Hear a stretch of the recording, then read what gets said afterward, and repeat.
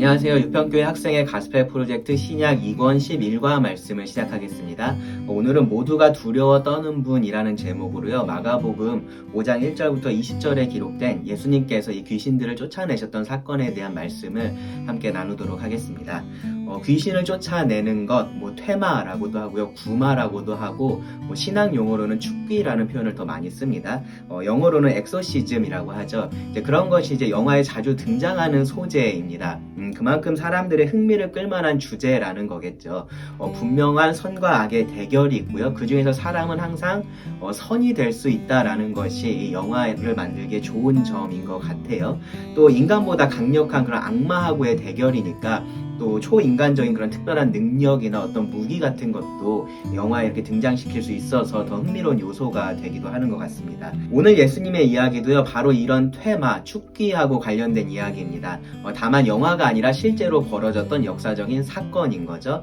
사실 영화화 된다고 해도 별로 재미는 없을 거예요. 이 말씀을 통해서 우리가 보게 되겠지만 선과 악의 무슨 치열한 싸움, 그런 것이 여기에는 전혀 있지 않습니다.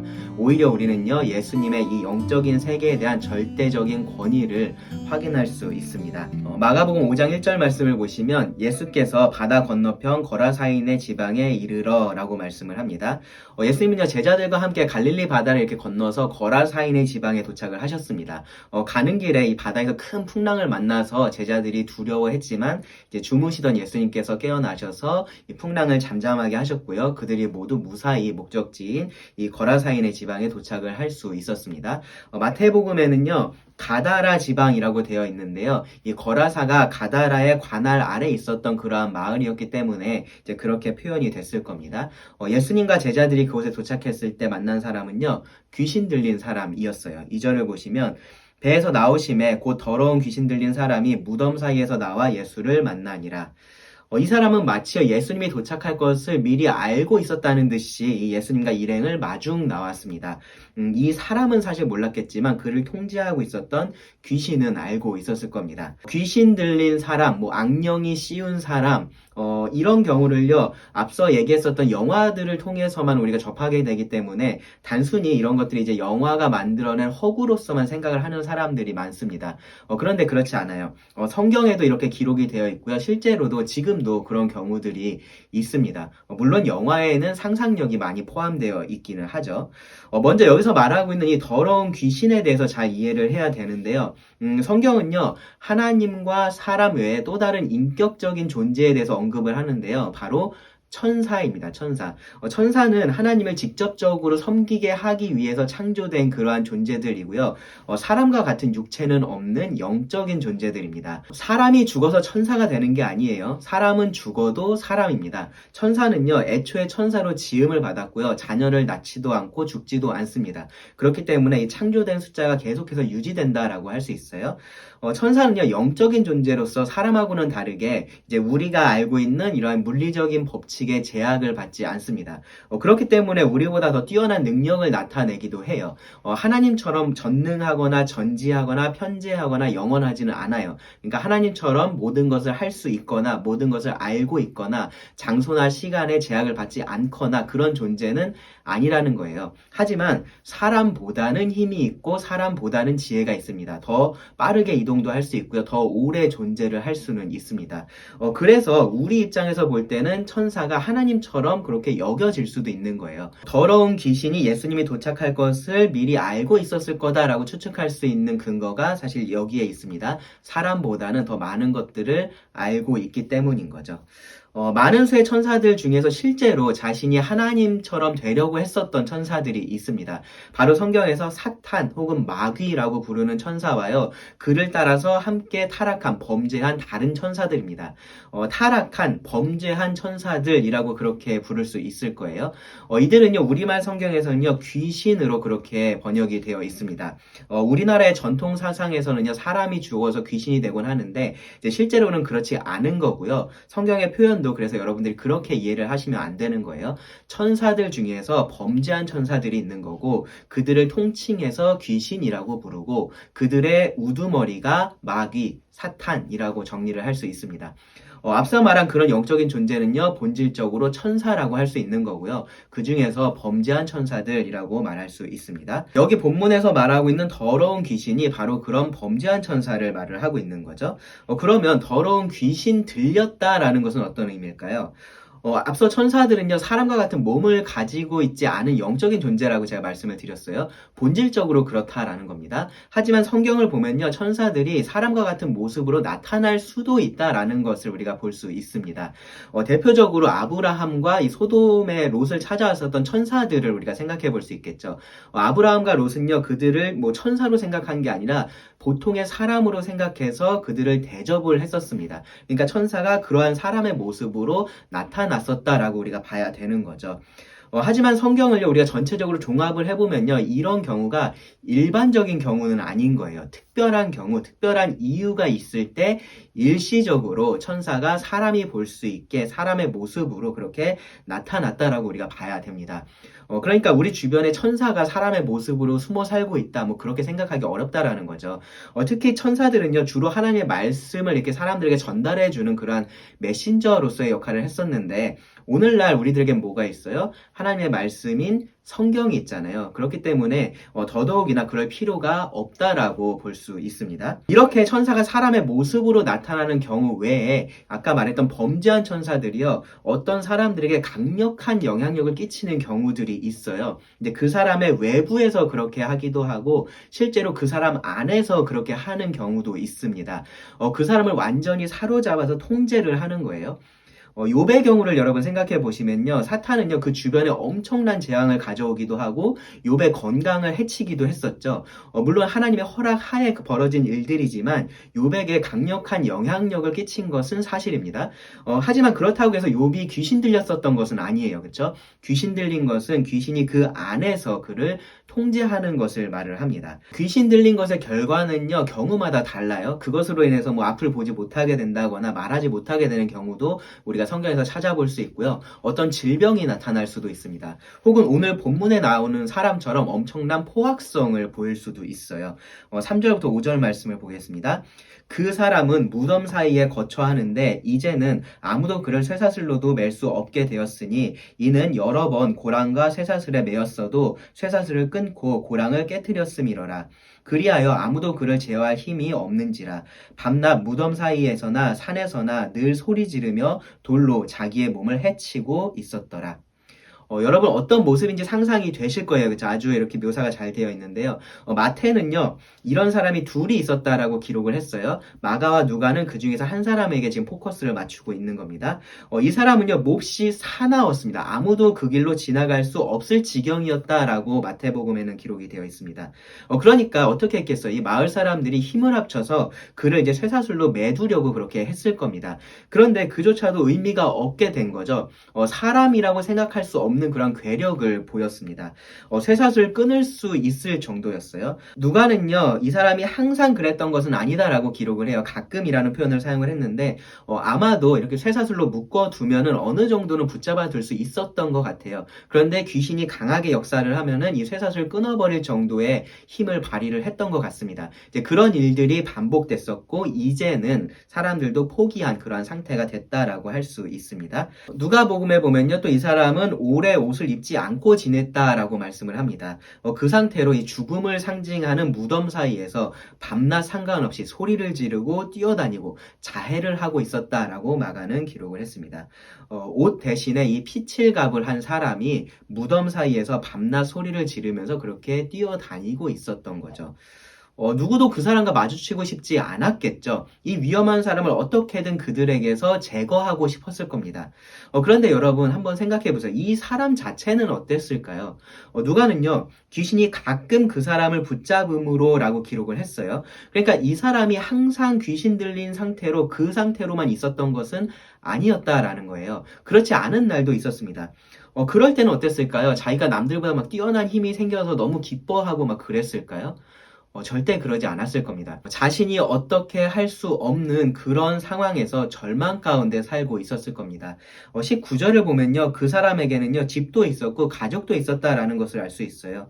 아마 그 사람뿐만 아니라 이 가족들의 삶도 망가졌을 겁니다. 사회생활이라는 것이 불가능하게 됐으니까요. 이 사람이 애초에 어떻게 귀신 들리게 되었는지는 알 수는 없습니다. 이 성경의 기록과 우리가 실제 사례들을 고려를 해보면은 그 자신이 귀신에게 주도권을 내어주는 그러한 일이 있었을 거다라고는 우리가 추측해 볼 수 있습니다. 아마 그 일을 후회하면서 죽지 못해서 살아가고 있었을 겁니다. 전혀 인간답지 않은 삶, 어떤 의미도 찾을 수 없는 그런 삶을 살아가고 있었을 겁니다. 그런 그가 있는 곳에 예수님께서 오셨고요. 예수님께서 그를 만나신 겁니다. 6절을 보면요. 그가 멀리서 예수님을 보고 달려와 절하며 라고 말씀을 해요. 이 사람은 예수님을 만난 적이 없습니다. 그런데 멀리서 이 예수님을 보고 달려왔습니다. 누구인지 알았던 거죠. 그 앞에서 절했고요. 무릎을 꿇었습니다. 그를 괴롭히고 있었던 그 귀신이 한 일인 거죠. 그 귀신이 말을 합니다. 7절 보시면 큰 소리로 부르짖어 이르되 지극히 높으신 하나님의 아들 예수여 나와 당신이 무슨 상관이 있나이까 원하건대 하나님 앞에 맹세하고 나를 괴롭히지 마옵소서 하니 사람들에게서 들을 수 없었던 말이 지금 여기서 나와요. 귀신은요 예수님이 누군지를 정확하게 알고 있었습니다. 하나님의 아들로서 말을 합니다. 그럴 수밖에 없어요. 왜냐하면 그들은요, 지금까지 진행됐던 이 역사를 다 알고 있고, 예수님께서 이 땅에 오셔서 하셨던 그 모든 것들을 알고 있기 때문입니다. 사람들은요, 예수님이 하나님이신 것을 믿지 못했지만, 귀신들은 알고 있었습니다. 그들에게 있어서는 의심의 여지가 없는 그냥 사실이었던 거예요. 다만, 그들은 하나님을 섬기고자 하는 마음이 없었을 뿐입니다. 문제는요, 예수님이 그들보다 더 강하고 권세가 있는 분이시다라는 겁니다. 그래서 그들은요, 예수님께 나를 괴롭히지 마옵소서라고 구했어요. 8절을 보면은 예수님께서 이미 더러운 귀신에게 그 사람에게서 나오라고 명령을 하셨다라고 합니다. 예수님은요, 강제력을 사용하시지 않았고 귀신에게 스스로 나오라고 그렇게 명령을 하셨다라고 우리가 볼 수 있어요. 그런데 이 귀신들은 불안했었던 것 같아요. 마태는요, 귀신들이 때가 이르기 전에 우리를 괴롭게 하려고 여기 오셨나이까? 라고 물었다고 기록을 했습니다. 아직 심판의 때가 되지 않았는데 왜 우리를 심판하려고 하시느냐라고 예수님에게 지금 묻고 있는 거죠. 예수님은요, 이들과 잠깐 대화를 나누세요. 9절에 보시면 이에 물으시되 너의 이름이 무엇이냐? 이르되 내 이름은 군대니 우리가 많음이니이다 하고 여기 군대라는 표현이 나오죠. 이 군대는 로마의 병력 단위인데요. 최대 6,000명의 군사를 포함을 합니다. 이 귀신들의 실제 숫자를 알 수는 없겠지만 꽤 많은 수의 귀신들이 이 사람을 지배하고 있었다라고 볼 수 있어요. 이 귀신들은요, 예수님의 허락을 받아서 돼지떼에게로 들어가는데요. 그 수가 2,000마리 정도였다라는 것을 보면은 정말로 엄청난 수의 귀신들이 이 사람에게 그리고 그 지역에서 활동을 하고 있었다라고 우리가 볼 수 있습니다. 여튼 이들은요, 예수님께서 그들에게 어떻게 하실지가 두려웠어요. 그들은 하나님을 대적하고 있었지만 그렇다고 해서 하나님을 이길 수 있는 능력이 그들에게는 없었기 때문입니다. 10절을 보면요, 그들은 그 지방에서 떠나고 싶지 않아 했었고요. 누가복음 8장 31절에서는요, 무저갱에 들어가라 하지 마시기를 구했다라고 말을 해요. 무저갱은요, 이 범죄한 천사들이 심판날까지 그렇게 갇혀있는 감옥과 같은 장소입니다. 유치장 같은 거죠. 즉 이들은요, 계속해서 지금 그곳에 머물면서 자기들이 하고 싶은 일을 계속 하기를 원하고 있었다라는 겁니다. 그래서 그들은요, 근처에 있던 돼지떼에게로 들어가게 해주시기를 예수님에게 구했고요. 예수님께서 허락을 해주십니다. 그리고 그 예수님의 허락 아래 이들은 돼지떼에게로 들어갔고요. 돼지떼는 바다에 뛰어들어서 몰살하게 됩니다. 악의 세력이 얼마나 강하고 또 파괴적인지를 생생하게 보여주는 장면이라고 할 수 있습니다.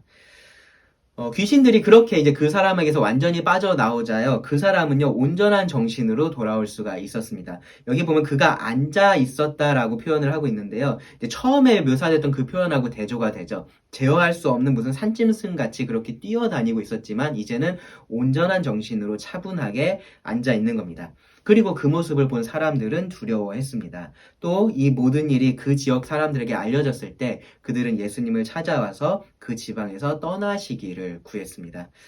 이것이 좀 흥미로운 모습이에요. 예수님께서 이 엄청난 귀신들을 쫓아내신 사실이 그들에게는 어떤 의미도, 어떠한 영적인 의미도 없었던 것 같습니다. 그 지방에 예수님 없이 계속 머물기를 원했었던 그 귀신들처럼 이 사람들도 그러고 있는 겁니다. 그들도 그곳에 예수님 없이 머물기를 원했습니다. 그래서 오히려 예수님께 떠나주시기를 구했습니다. 하나님의 아들 예수님을 만나고 그분을 알아갈 수 있는 그 놀라운 기회를 스스로 버린 겁니다. 그런데 이 귀신 들린 사람은 달랐어요. 그 사람은 예수님께서 그들을 떠나려고 하실 때 예수님을 찾아와서 예수님과 함께 가기를 원했습니다. 가장 하나님의 반대편에 있었던 그 사람이 이제는 하나님의 편에 선 거죠. 그런데 이번에는 예수님께서 허락을 하지 않으세요. 5장 19절 보시면 허락하지 아니하시고 그에게 이르시되 집으로 돌아가 주께서 너에게 어떻게 큰 일을 행하사 너를 불쌍히 여기신 것을 너의 가족에게 알리라 하시니. 예수님과 함께 하는 것이 그 자신만 생각한다면 가장 좋은 일이었겠지만 예수님은 그에게 아주 중요한 사명을 하나 맡겨주신 거죠. 하나님께서 행하신 이 놀라운 일을 전하라는 겁니다. 하나님의 그 크신 능력과 은혜를 선포하라고 명령을 하셨습니다. 그리고 그 명령에 이 귀신 들렸던 자는 순종을 했고요. 그의 증언을 들은 사람들은 모두 다 놀랍게 여겼습니다. 오늘 본문은요, 우리들에게 정말로 많은 것들을 말해 주는데요. 두 가지만 결론적으로 좀 말씀을 드리겠습니다. 첫째로 예수님은 하나님의 아들이십니다. 우리는 계속해서 예수님의 행적을 이렇게 따라가면서요, 이 사실을 확인하고 있죠. 오늘 말씀에서는 예수님이 귀신들, 즉 천사들보다 강하시고 더 높은 권세를 가지고 계신 하나님이심을 우리가 볼 수 있었습니다. 귀신들은요, 이 사람의 삶을 망가뜨릴 정도로 강력한 힘이 있었지만 하나님이신 예수님께는 감히 도전할 생각조차 할 수 없었습니다. 예수님은 그들과 싸우지 않으셨어요. 그저 명령하셨을 뿐입니다. 또한 예수님은요, 불쌍히 여기시는 하나님의 모습도 보여주셨습니다. 결과적으로 예수님은 이 사람을 귀신의 지배에서 벗어나게 하시려고 그곳으로 가셨다라고 할 수 있어요. 그리고 그를 통해서 다른 사람들에게도 이 능력의 하나님과 긍휼의 하나님을 전하기 위해서 그곳에 가셨다라고 할 수 있습니다. 많은 돼지 떼가 있었던 것을 생각해 보면요, 이곳이 이방인 지역이라고 할 수 있을 거예요. 예수님은 그곳에 잃어버린 영혼도 불쌍히 여기셨던 겁니다. 놀라운 것은요, 이 하나님을 대적하는 귀신들도 예수님이 하나님의 아들이심을 전혀 의심하지 않았다라는 거예요.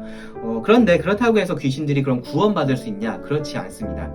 그것은요, 그저 사실에 대한 인정일 뿐인 거예요. 구원은 그렇게 받는 게 아닌 거죠. 야고보는 이렇게 말합니다. 야고보서 2장 17절부터 19절을 보시면 이와 같이 행함이 없는 믿음은 그 자체가 죽은 것이라. 어떤 사람은 말하기를 너는 믿음이 있고 나는 행함이 있으니 행함이 없는 너의 믿음을 나에게 보이라. 나는 행함으로 나의 믿음을 너에게 보이리라 하리라. 네가 하나님은 한 분이신 줄 믿느냐? 잘하는도다. 귀신들도 믿고 떠느니라. 네, 귀신들도 하나님에 대한 믿음이 있고요, 하나님을 두려워한다라고 말을 합니다. 그런데 이것은요, 하나님의 능력과 권세에 대한 비자발적인, 원하지 않는 반응일 뿐인 거예요. 그들은 할 수만 있으면 하나님 위에 있고 싶어 합니다. 하나님을 무너뜨리고 싶어 합니다. 참된 의미에서 예수님을 하나님의 아들로 받아들인다라는 것은 그런 의미가 아닌 건 거죠. 그 앞에 온전히 무릎을 꿇고 순종하려는 마음이 있어야 되는 겁니다. 예수님의 능력을 보고 예수님께 떠나가 주시기를 바랬던 마을 사람들이 아니라 예수님과 함께 하고 싶어 했었던 그 귀신 들린 사람처럼 되어야 한다라는 거예요. 여러분에게 그런 믿음이 있는지를 여러분 돌아보시기 바랍니다. 그리고 만약에 그렇지 않다면요, 그런 믿음을 주시기를 하나님께 구하시기 바랍니다. 그리고 여러분이 그러한 믿음을 가졌다면요, 여러분에게도 이 예수님께서 주신 사명이 있다라는 것을 기억하시고요, 그 사명에 순종하실 수 있기를 바랍니다. 여러분에게 그 큰 일을 행하시고 여러분을 불쌍히 여기신 그 예수님을 여러분 가까운 사람들에게 소개할 수 있기를 바랍니다. 다음으로요, 사탄은요, 우리를 파괴하기 원한다라는 겁니다. 서두에 말씀드렸었던 것처럼 귀신들은 실존합니다. 그리고 우리보다 더 능력이 있어요. 그런데 그들은 그 능력을 우리를 위해서 사용하지는 않습니다. 귀신 들렸던 자의 삶이 어떠했었는지를 여러분 생각해 보세요. 그의 삶은 더 비참할 수 없을 정도로 비참했습니다. 스스로를 망가뜨리고 있었습니다. 돼지 떼도요, 그들에 의해서 몰살되었었죠. 이것이 사탄과 그의 추종 세력들이 원하는 세상의 모습인 거예요. 그런데 성경은요, 사탄도 자신을 정명의 천사로 가장한다라고 말씀을 합니다. 오늘날 사탄이 사실 그렇게 하고 있어요. 사탄은요, 예전처럼 그렇게 직접적으로 사람들을 괴롭히고 그러지 않습니다. 절대 그러지 않는다라는 것이 아니라 지금은 그것이 일반적인 방법이 아니다라는 거예요. 오늘날 귀신 들린 사람을 보는 것이 쉽지는 않습니다. 귀신들이 사라진 게 아닌 거예요. 그들은 여전히 활동을 하고 있습니다. 다른 방법으로 일하고 있을 뿐입니다. 사람들에게 즐거움을 주고 있고요. 행복을 주는 방법으로 일을 하고 있습니다. 그렇게 사람들을 속이고 있는 겁니다.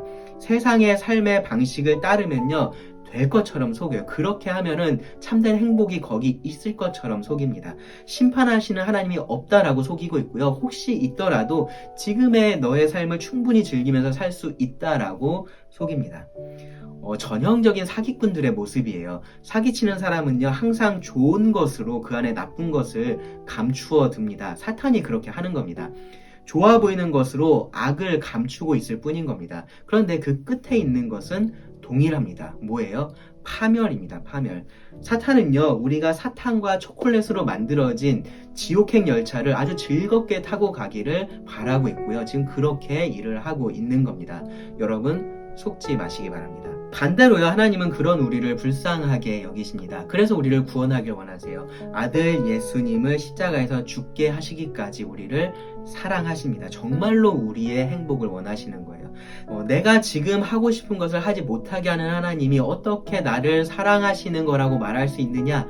여러분, 그렇게 생각하지 마시기 바랍니다. 하나님의 사랑을 의심하지 마시기 바랍니다. 하나님의 사랑은요, 우리에게 가장 좋은 것을 주십니다. 그 하나님을 믿고 순종해서 여러분 정말로 참된 기쁨 가운데 살아갈 수 있기를 기도합니다. 잠깐 기도하고 말씀을 마치겠습니다. 하나님, 또 오늘 우리들에게 주신 이 말씀에 감사를 드립니다. 귀신 들려서 정말로 괴로움 가운데 살아가고 있었던 그 사람을 예수님께서 찾아가셨던 것처럼 또 우리들도 그렇게 찾아주심에 감사를 드립니다. 하나님, 또 이 말씀을 듣는 모든 사람들이 또 그러한 능력과 긍휼에 하나님을 만날 수 있도록 은혜를 베풀어 주시기를 원합니다. 사탄의 거짓말에 속지 않고 사랑의 하나님을 만나 그 하나님을 사랑하며 살아갈 수 있도록 주님께서 은혜를 내려주시기를 기도합니다. 들은 모든 말씀을 주님께 의지하며 예수님의 이름으로 기도드립니다. 아멘.